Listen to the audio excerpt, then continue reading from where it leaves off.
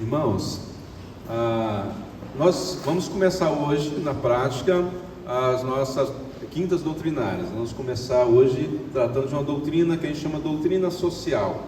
A família está dentro desse composto de doutrinas sociais. O que é uma doutrina social? É aquilo que a igreja tem por norma, por conduta, mas que interage também com aquilo que se vive na sociedade. A família, até por aquilo que a igreja crê, é a base da sociedade. Então, como que a família é tratada na sociedade? O que o mundo vê a família? Há uma diversidade de pensamentos sobre a família. E nós sabemos, espiritualmente, há ataque contra a família. Então, o que nós vamos tratar hoje é iniciar hoje, tratando sobre a doutrina social chamada família. E hoje nós vamos trabalhar sobre o valor, propósito e missão da família. Depois, dentro desse mês de maio, nós vamos continuar tratando sobre família e só então, em junho, nós vamos entrar nos outros temas doutrinários da igreja. Para a gente entender o valor da família, a primeira coisa é a gente entender a origem da família, porque é na origem que está o valor da família. Quando nós lemos lá em Gênesis, capítulo 1, versos 27 e 28, os irmãos conhecem bem esse texto, que fala que Deus criou o homem e a mulher. Deus criou o homem à sua imagem e semelhança, homem e mulher, Deus os criou. Então Deus criou ali o casal, o homem e a mulher. E aí lá em Gênesis 2, versos 18 e 24, Deus olha e fala, não é bom que o homem esteja só. Aí vai especificar mais como que foi a criação da mulher, o propósito da criação da mulher. Então Deus institui aqui o casamento. Por isso deixará o seu pai e a sua mãe, unir-se à sua mulher, e serão ambos uma só carne. O casamento nasceu do coração de Deus. Pode alguma coisa ruim nascer do coração de Deus? Então o casamento é algo bom. O que a gente faz no casamento, o que a gente faz da família, pode sim ser algo ruim. Mas se a gente segue os princípios do Criador, nosso casamento, a nossa família, vai ser sempre algo bom. No contexto terreno, com falhas que a gente tem, com lutas que a gente tem, mas se a gente seguir os princípios, vai ser algo bom para a nossa vida, para a vida do nosso cônjuge, para a vida de cada familiar, porque Deus instituiu o casamento. Aí nós vemos lá em Mateus 19, versos 4 a 6, são palavras de Jesus. Ele diz assim, o que Deus uniu, não separe o homem. Então, quem uniu? Deus. O que Deus uniu, não separe o homem. Então, a origem, o propósito, a missão, tudo isso vem do coração de Deus. E quando Deus ali institui a família, é para que duas pessoas, começando por duas pessoas ali, né? Um homem e a mulher, possam se multiplicar e a família possa crescer e ela possa existir e perdurar. Lá no Salmo 127, 3, nos diz que os filhos são herança do Senhor e o fruto do ventre, o seu galardão. Então, quando se trata não apenas de casal, mas também de filhos, eles vêm da parte do Senhor. Então a origem vem do Senhor. É Deus quem dá, é Deus quem abre a madre, é Deus quem dá a condição da mulher e do homem, né, de gerarem filhos e de produzir aí a sua prole, que hoje já não é tão grande mais como antes. E isto tudo vem de Deus. Então a família, ela é um projeto de Deus. Por isso aí está o valor da família. Ela não é um projeto criado pela filosofia, pela sociologia, pela política, pela religião. Ela não foi criada uma ideia do homem, agora nós vamos assim começar a nos reunir em família. Não, é algo que veio de Deus para o seu povo, e isso então se espalhando por toda a humanidade, com o crescimento da humanidade, a fim de que a igreja, que a família vivesse dentro de um propósito. Aí a gente entra então no propósito. Se a família tem valor, e ela tem, porque ela foi estabelecida por Deus, nós podemos entender que ela foi criada com um propósito.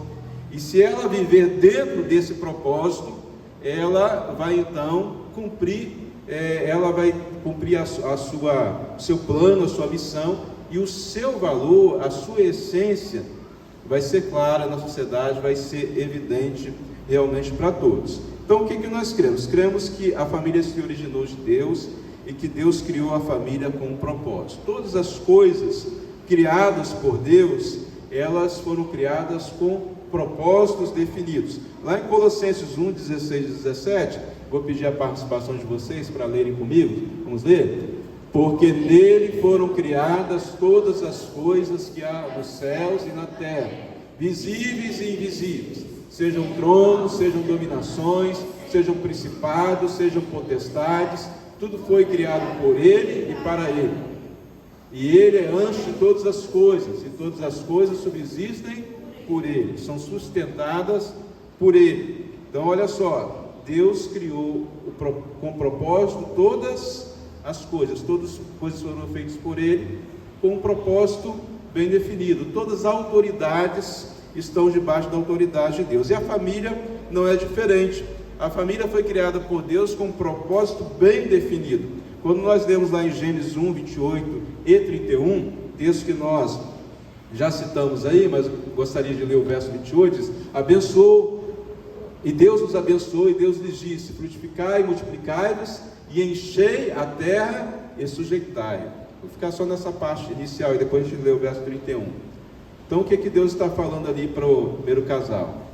Frutifiquem, multipliquem e encham a terra. A terra já está cheia?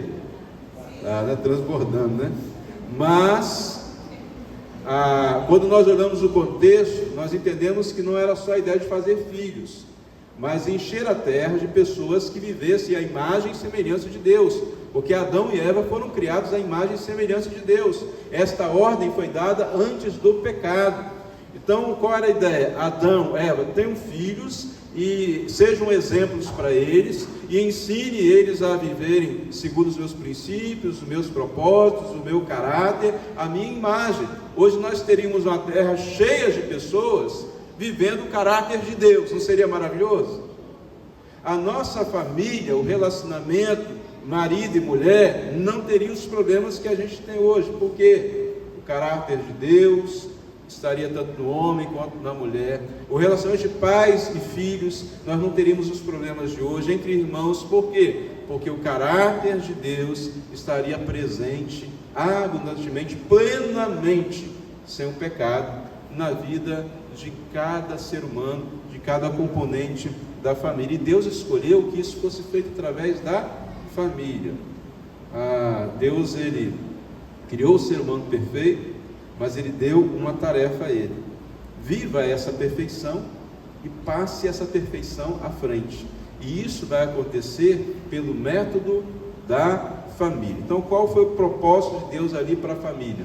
De que ele quer ainda até hoje, que ela frutifique e multiplique a essência de Deus, o caráter de Deus na vida das novas geração em geração. Então, é uma responsabilidade muito grande para nós pais, né? Como pais, como vivemos como casal, para ser exemplo dos filhos, como criamos os nossos filhos, para que eles possam ser também bons pais, bons cônjuges, e aí de geração em geração, e se multiplicando o caráter de Deus, e isso Deus restaura através da igreja. Mas tem o verso 31, aí, você coloca o 31 para a gente? Isso aí, ó: e viu Deus que tudo que quanto tinha feito, e eis que era muito bom. E aí já foi o dia sexto aí encerrando. Então Deus olha tudo que ele tinha feito. O relato bíblico, Deus vai dizendo, ele viu Deus que era bom. Aí quando ele cria o casal, o ser humano, ele viu Deus que era muito bom. Então a perfeição estava ali naquela criação. E aquela criação glorificava a Deus. Então nós somos feitos família para frutificar e multiplicar, e nós somos feitos família para glorificar o nome do nosso Deus. Quando a gente cria alguma coisa, a gente cria aquilo para as pessoas falarem bem da gente, para a gente sentir orgulho, alegria naquilo, ou a gente cria algo para a gente sentir tristeza e as pessoas falarem mal? Com certeza, qualquer conteúdo digital, qualquer coisa que a gente faz com arte, qualquer coisa que a gente produza, a gente o faz para que a gente se sinta também honrado e até glorificado. As pessoas olham e dizem: que excelente trabalho, que arte perfeita, né? Que coisa boa que você fez, que construção linda, que roupa linda que você costurou. Quando Deus nos criou, Ele criou para olhar e olhar assim: coisa mais linda que eu fiz. E Ele foi glorificado nessa criação. Só que a gente olha para o ser humano hoje, para a família, para as nossas vidas, mesmo salvos em Cristo Jesus, muitas vezes não glorificamos a Deus como deveríamos glorificar na nossa vida. E quando olhamos o mundo decaído, nós vemos então as pessoas longe de glorificar a Deus com casamento, com a função de pais, com a função de filhos, sendo muitas vezes desobedientes, traindo muitas vezes, gerando violência doméstica e tantas outras coisas que não glorificam a Deus. Mas a igreja tem o papel de instruir as famílias, para que as famílias então voltem a glorificar a Deus. Famílias que vêm desestruturadas lá de fora, mas que vêm cá para o nosso contexto, para aprender a ser uma família que glorifica a Deus, porque esta é a vontade de Deus. Lá em 1 Coríntios 10:31 diz: quer comais, quer bebais, ou façais qualquer outra coisa, façam tudo para a glória do Senhor. Então a gente glorifica a Deus, não é só quando a gente vem no culto que canta hinos, canta cânticos.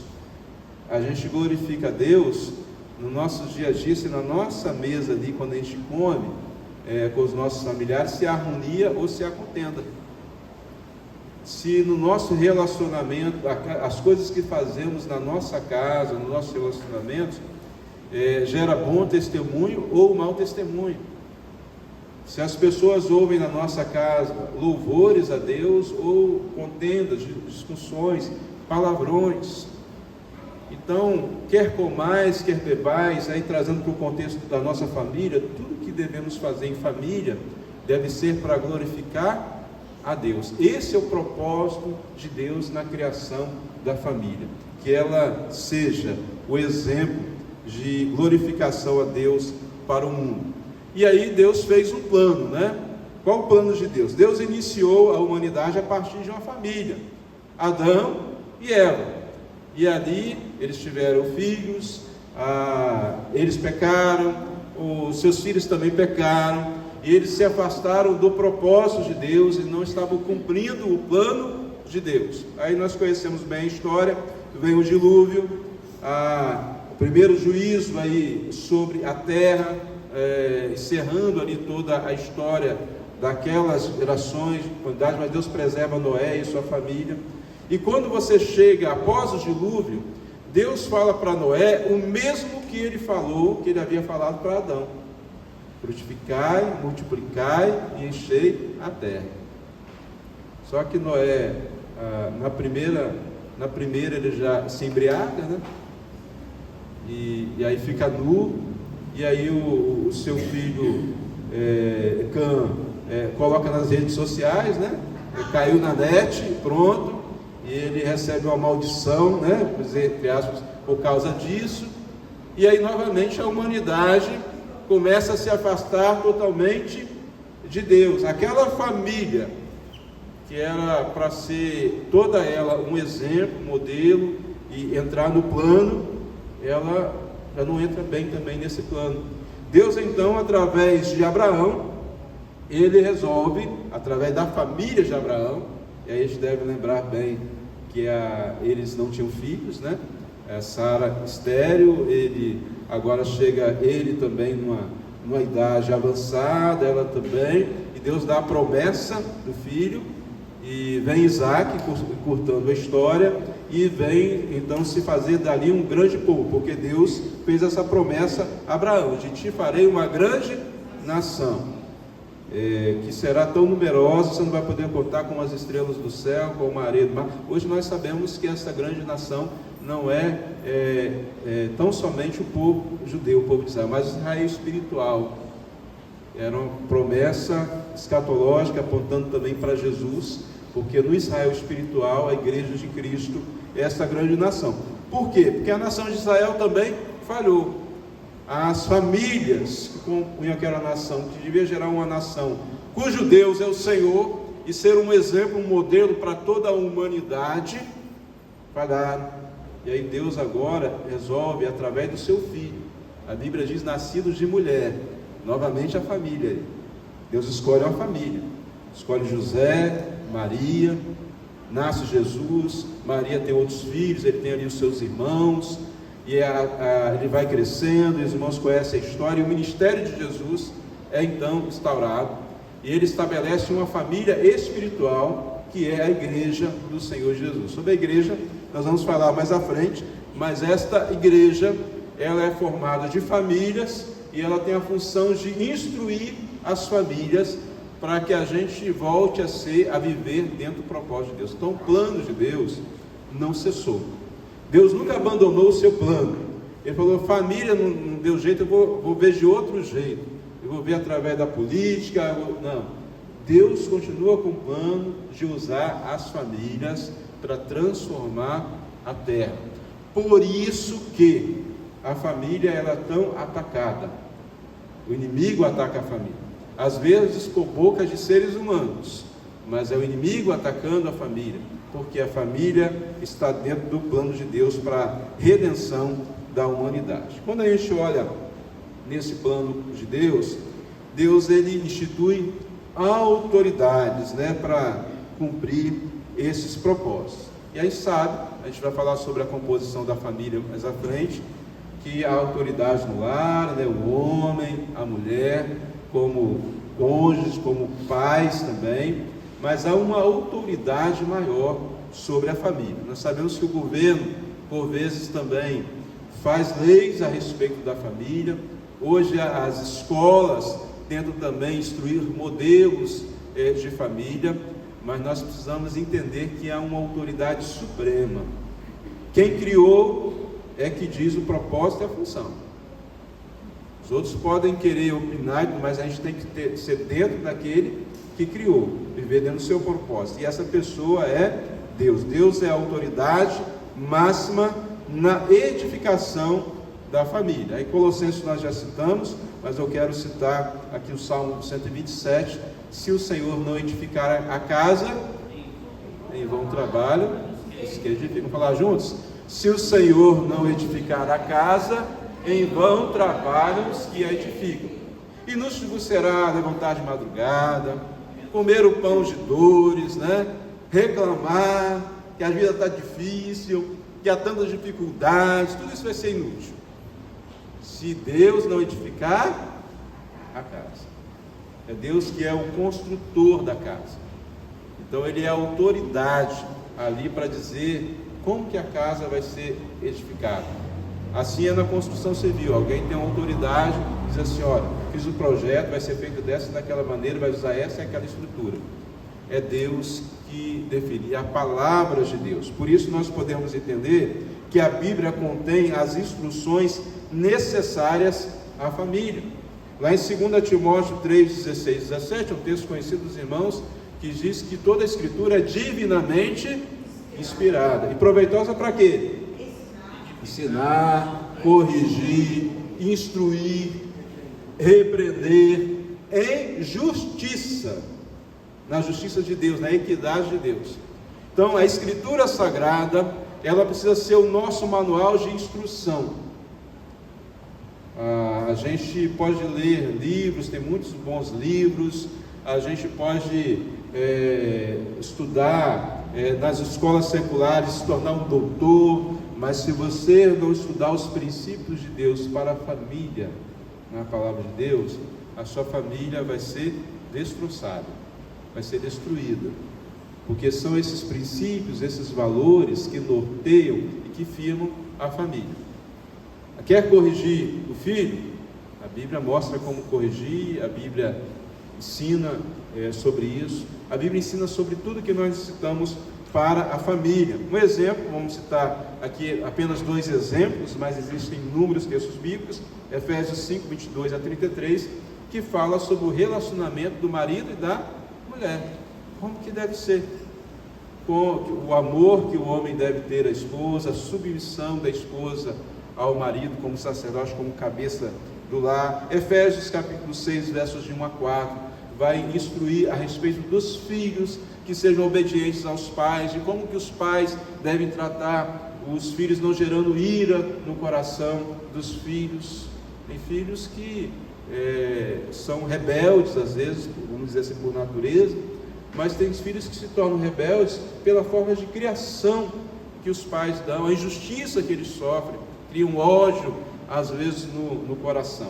Mas a Bíblia tem instrução para como ser um bom pai, para como ser uma boa mãe, um bom filho, um bom irmão, um bom esposo, uma boa esposa, sermos uma família ideal.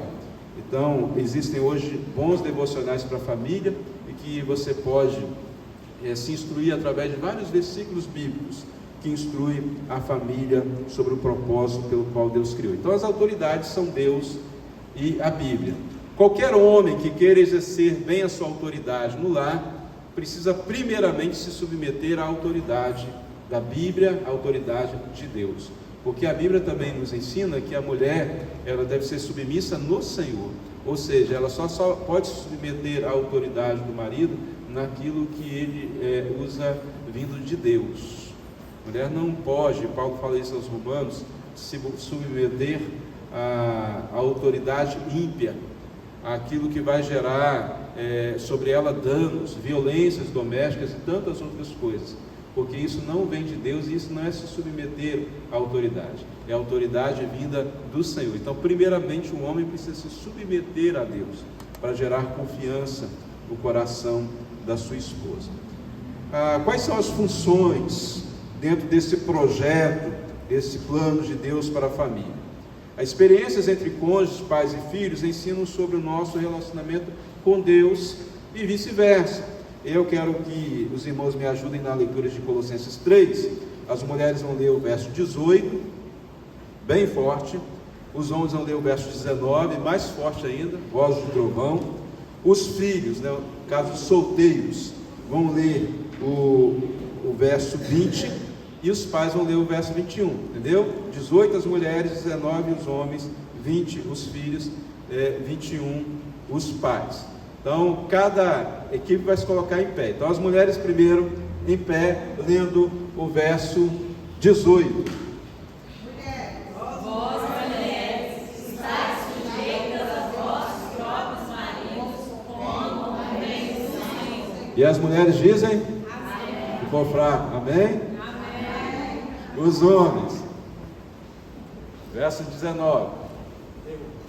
Vós maridos, amai as vossas esposas e não vos irriteis. Vamos falar de novo que eu errei. Vós maridos, amai vossas esposas e não vos irriteis contra elas. Amém? Então, quando ela fala assim, mas não se irrite, aí você não se irrita contra ela. Agora, os filhos solteiros, aí em pé.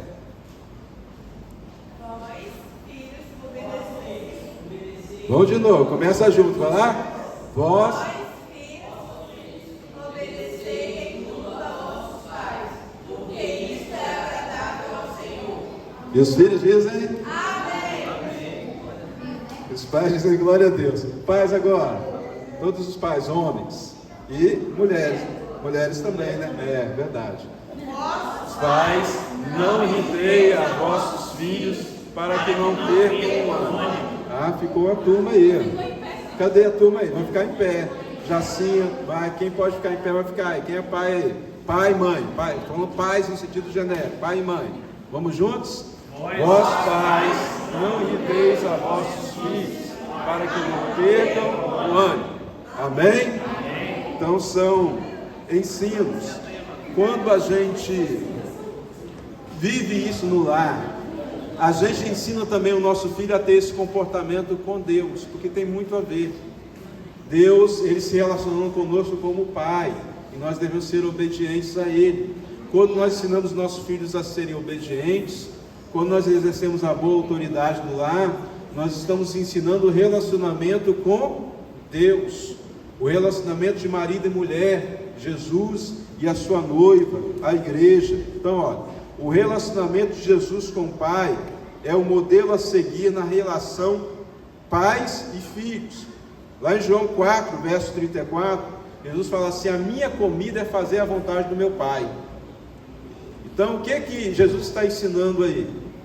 Que ele estava ali pronto para fazer a vontade do Pai. E isso ensina os filhos a também se submeterem à vontade dos pais. João 6,38: eu desci dos céus não para fazer a minha vontade, mas para fazer a vontade do Pai. Então essa hierarquia, essa autoridade paterna sobre a vida dos filhos é ensinada também no relacionamento com Deus. O relacionamento de Jesus com a igreja é o modelo a seguir na relação do casal. O texto já citado de Efésios 5, 22 a 33. Vós, maridos, amai as vossas mulheres como Cristo amou a igreja. E aí, quando nós olhamos a história de Jesus e a igreja, é um modelo também para nós, como casal, como marido e mulher. Ali a gente tem um modelo bíblico de Jesus com a igreja para nós seguirmos no nosso lar. A família cristã foi por Deus resgatada para ser o modelo e referência para o mundo. Então, as famílias desde Adão falharam. Deus te trouxe para ser uma família cristã. Se toda a sua casa ainda não é convertida, ore para que se convertam, para que você possa dizer: eu e minha casa servimos ao Senhor, e aí ser um modelo para o mundo. Como que o mundo vai ter a ideia de o que é ser família? É olhando para a família da igreja.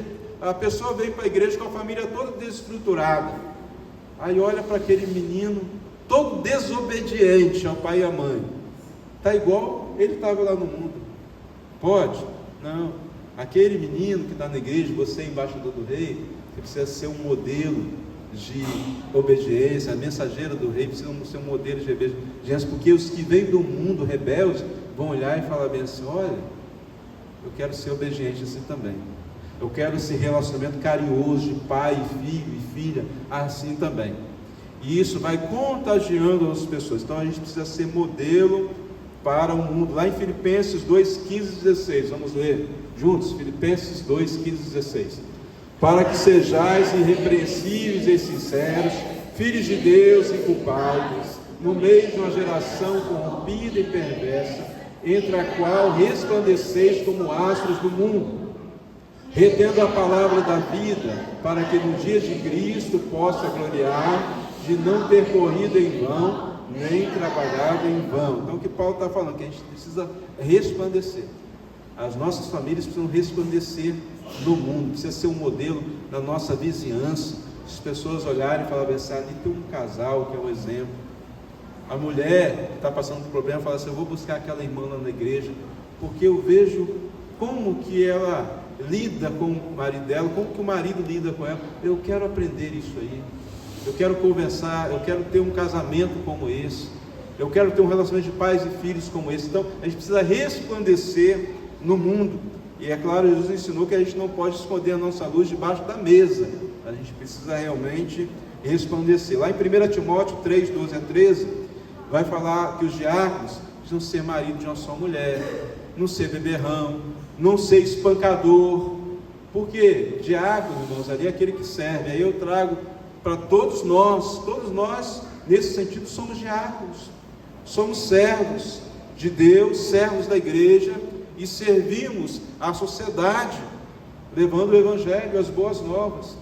E aí, quando olha para a nossa vida, tem que ter um exemplo, porque as pessoas lá de fora eles estão olhando para nós, estão vendo. O mundo pode fazer o que quiser, que ninguém vai falar, porque não se espera nada da pessoa que está no mundo. Mas do crente, da família crente, se espera algo diferente. E aí, o diácono, o irmão lá da igreja, de vez em quando a irmã aparece com o olho roxo, é espancador. Que exemplo é esse? Que luz é essa que está brilhando? Aí está em trevas. Então a luz precisa brilhar, e a gente precisa resplandecer e ser uma referência de família no mundo. Agora, quando algo dá errado, a igreja ela vai sempre receber pessoas, famílias que estão sofrendo. O papel da igreja é esse.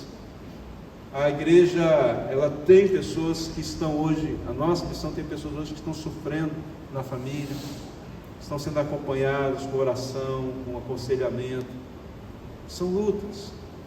O que devemos fazer quando dá errado, quando o pecado entra na família, o pecado do adultério, né? Outros pecados, desentendimentos, casal que não consegue se entender, pais e filhos, irmãos que não se entendem, traumas que são gerados às vezes desde a infância, traumas que a pessoa traz da família materna ou paterna e traz para a nova família, no casamento que contraiu, né? Prisões, às vezes prisões espirituais e prisões físicas também. É uma realidade. Nós que quantos, às vezes, meninos que vêm na igreja que têm os seus pais presos porque estavam envolvidos na criminalidade, divórcios, famílias que romperam, morte que traz a pessoa, ela perde ali o ente querido. Hoje mesmo estava participei, trouxe a palavra no velório. Então dá aquela desestrutura na família. E como que a gente lida com isso? É um papel de parceria entre igreja e família. Quando algo dá errado, devemos ser agentes de mudanças e buscar respaldo com os nossos irmãos da fé. A gente não pode tirar de nós mesmos a responsabilidade de colocar a responsabilidade toda na igreja e dizer assim: a igreja tem que resolver o meu problema. E também a igreja, ela não pode dizer assim para quem está passando por problema na família: o problema é seu, nós vamos cuidar de outras coisas. Não. A igreja, como família espiritual, ela tem uma parceria com a família sanguínea para que possa curar feridas nos relacionamentos. Lá em 1 Coríntios 7, de 14 a 15, fala sobre relacionamento, por exemplo, de jugo desigual. Mulheres que estavam sofrendo porque o marido era ímpio, o marido não era convertido, ela se converteu, mas havia um sofrimento dentro de casa, os filhos sofriam. E Paulo fala da proatividade que aquelas mulheres precisavam ter, e disse assim: olha, a mulher crente santifica a vida do seu marido, santifica a vida dos seus filhos. Ore, persevere, evangelize, dê bom testemunho, ganhe. É claro que ele vai dizer também que ela não devia se submeter ali a agressões. O contexto traz isso, mas que ela devia, como cristã, entrar numa batalha espiritual para ganhar o seu marido, para dizer a igreja que estava junto com ela nisso. Lá em 1 Timóteo 5, 3 e 16, fala que cada um devia cuidar, a família, das suas viúvas. Algo muito comum nas guerras, muitas mulheres ficavam viúvas. E Paulo traz ali a responsabilidade, fala para Timóteo orientar a igreja sobre a responsabilidade da família cuidar das viúvas. Mas ele também diz, na igreja essas viúvas também devem ser inscritas, para que elas recebam também o apoio espiritual, o apoio da necessidade que ela tem, que muitas vezes a família não conseguia suprir tudo. A parceria entre igreja e família. E podemos citar também lá em Mateus 19, 13 a 14, quando as crianças eram levadas para Jesus. E a gente podia citar muitos outros textos do livro, mas eu vou ir nesse aqui, para interagir essa questão da igreja e família. Irmãos, trazer as crianças, por exemplo, para a igreja, ela ser instruída desde pequenininha no caminho do Senhor, ir para o culto infantil, para a classe da IBD, participar da escola bíblica de férias. Tem pais que dão castigo para a criança, falam assim: você gosta de ir para a igreja, né? Você desobedeceu, eu não vou deixar você ir na igreja, você está de castigo. Aí piora a situação, né? Se é na igreja que ela vai aprender a obedecer, nessa parceria. Então, igreja e famílias têm esta parceria, tem essa função para a restauração da família. E agora, eu quero que os irmãos leiam comigo aí essa conclusão, Josué 24, 15, vamos falar juntos? A gente vai botar, o texto já está, mas vamos ler ele todo, vamos lá. Porém, se vos parece mal aos vossos olhos servir ao Senhor, escolhei a quem servir. Se aos deuses a quem serviram os vossos pais, que estavam além do rio, ou aos deuses dos amorreus, em cuja terra habitais, porém eu e a minha casa serviremos ao Senhor. Vamos repetir essa frase? Porém eu e a minha casa serviremos ao Senhor. Essa precisa ser uma atitude nossa, do homem, como cabeça do lar, da esposa, que sabe que edifica o lar, do filho, que às vezes o seu pai e sua mãe não estão na igreja ainda, mas fala, eu vou orar com meu pai e minha mãe, eu e a minha casa vamos servir ao Senhor. Concluindo, e a gente vai fazer um questionáriozinho agora para ver se vocês ouviram tudo direitinho, mas o que nós cremos sobre a família? Nós cremos que a família, ela tem valor porque ela foi criada por Deus com um propósito. A família está no plano de Deus de resgate da humanidade. E cada um de nós temos um papel na família. Devemos desempenhar com amor, com dedicação e com submissão àquele que tem toda a autoridade sobre a família, que é o Criador da família, o nosso Deus, e a palavra dele que ele deixou para nos instruir. Desta maneira, os nossos lares vão ser solidificados na presença do Senhor. Agora vamos ver se você realmente estava prestando atenção, se você deu uma dormida aí. Preparei algumas perguntas bem difíceis. Diz assim: quem foi o idealizador da família? Foi Noé, Adão ou Deus? Vocês têm certeza disso? Não querem ajuda do universitário? Não, tá. Coloca Henrique aí. Acertaram. Muito bem. Qual o principal propósito da família? Fazer-nos felizes, encher a terra ou glorificar a Deus? Aí ficou uma pegadinha. Alguns acharam que era encher a terra, né? Eu deixei meio uma pegadinha. O encher a terra deu no sentido de pessoas que vivam na semelhança de Deus, está sentindo. Mas ali nós colocamos só encher a terra. Então não era esse propósito só de Deus. O propósito que a gente vive para glorificar a Deus. Muito bem. Vamos lá, número 3. Qual a base social do plano de Deus para a humanidade? A família, os governos ou a cultura? Ah, é? Tem certeza que não é o governo? Muito bem, vamos ver se eles acertaram, hein? Muito bem, palmas para vocês. Aí, isso aí. Eu pensei que vocês não iam aceitar essas perguntas, não. Falar, qual é a maior autoridade do tema família? Os sociólogos, a religião ou Deus? Muito bem, está certo, Samuel, essa resposta? Concorda? Muito bem. Vamos lá. Pergunta número 5. Deixa eu ver se tem mais perguntas. Tem mais 5. Vamos lá. Qual a principal causa dos conflitos familiares? É o homem, mulheres? É a mulher, homens? Ou o pecado? Deus não, né? Não vai.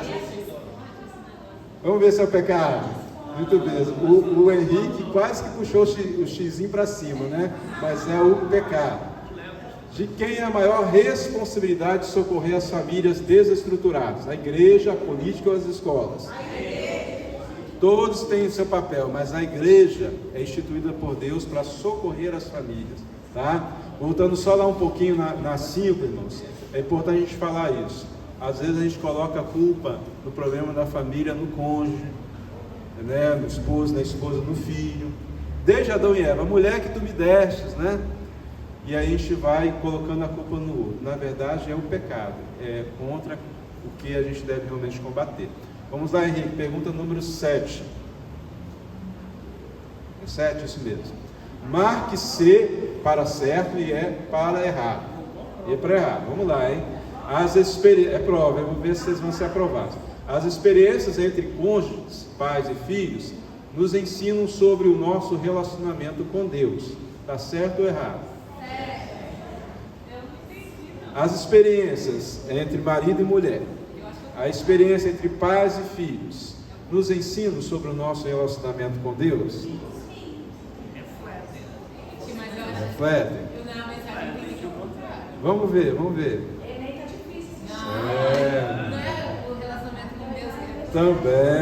Também reflete, né? Mas o que eu falei aqui? Quando eu ensino o meu filho a ser obediente ao pai, ele está aprendendo, lembra que eu falei essa parte? Ele está aprendendo também a ser obediente a Deus. Qual o relacionamento de pai e filho. Esse modelo é o que ele vai seguir a vida toda também para o relacionamento dele com Deus. O relacionamento de marido e mulher também. Então, tanto um caso como o outro é verdadeiro, é certo. A Bíblia não contém muitas instruções para a família. Vamos ver. Errado. Então, a Bíblia contém sim, né?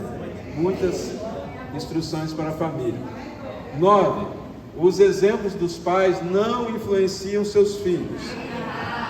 Será, gente? Vamos ver. Muito bem, errado. E agora a última questão: a relação entre cônjuges, pais e filhos deve ser semelhante, aí sim, à relação entre Deus Pai, Jesus e a sua igreja. Certo ou errado? Vamos ver. Muito bem. Palmas para vocês.